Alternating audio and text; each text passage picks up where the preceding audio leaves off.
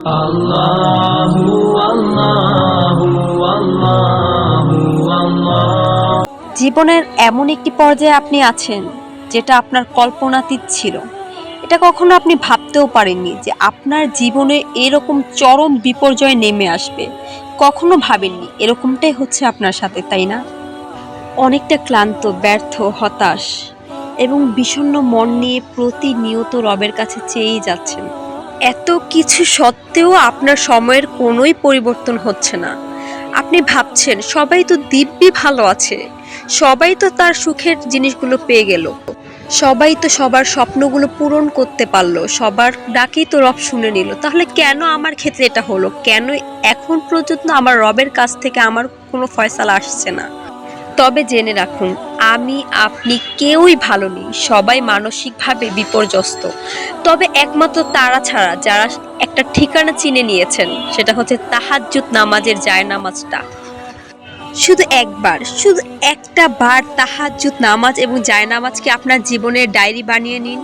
প্রত্যেকটা জিনিস, প্রত্যেকটা বিষয় যা আপনাকে কষ্ট দেয়, সব কিছু আপনার রবের কাছে আপনি প্রতিদিন খুলে বলুন। দেখবেন আপনার মনটা হালকা হয়ে যাবে, আপনার জীবনের প্রত্যেকটা বোঝা কমে যাবে। সেই সাথে আপনার রব আপনাকে সম্মান এবং সাফল্যের উচ্চ শিখরে পৌঁছে দেবেন ইনশাআল্লাহ। এই যে কোনো ক্রমে আপনার অবস্থার উন্নতি হচ্ছে না, কোনো ক্রমে আপনার হতাশা, আপনার ব্যর্থতা, কোনো কিছুর সমাধান মিলছে না, তাও আপনি ধৈর্য নিয়ে আপনার রবের দরজায় প্রতিনিয়ত কড়া নেড়েই যাচ্ছেন। প্রতিনিয়ত ৫ ওয়াক্ত নামাজ পড়ছেন, অতি বিনয়ের সাথে তাহাজ্জুদের জায়নামাজে কান্নায় ভেঙে পড়ছেন, সবকিছু আপনার রবকে খুলে বলছেন। তবুও আপনার তকদিরের উন্নয়ন সাধিত হচ্ছে না। বিশ্বাস করুন, আপনার ভাগ্য লিখে দেওয়া হয়েছে, আপনার রবের পক্ষ থেকে আপনার তকদিরের উন্নয়ন সাধিত হয়েছে। এখন মাত্র আপনার ফলাফল প্রাপ্তির সময়। আপনার রব তো প্রত্যেকটা জিনিস আগে থেকেই জানতেন, কিভাবে আপনি ভেঙে পড়বেন, কিভাবে তার কাছে যে চাইবেন এবং তিনি আপনাকে উত্তম রূপে উত্তম জিনিসটা ফিরিয়ে দেবেন।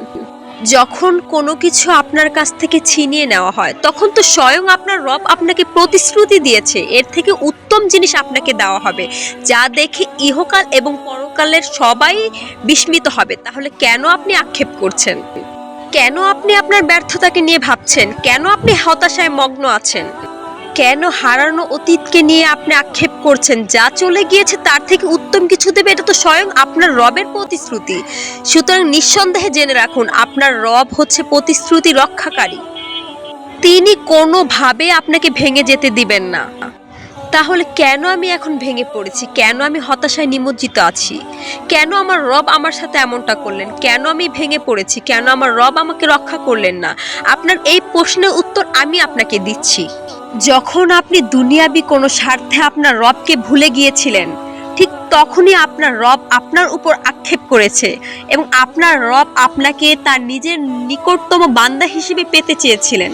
ঠিক তখনই আপনার রব একটু একটু করে আপনাকে তার লক্ষণ দেখাচ্ছিলেন, বাট আপনি বুঝে উঠতে পারেননি আপনার রব যে আপনাকে কাছে চাইছেন, আপনার রব যে আপনাকে কাছে ডাকছেন।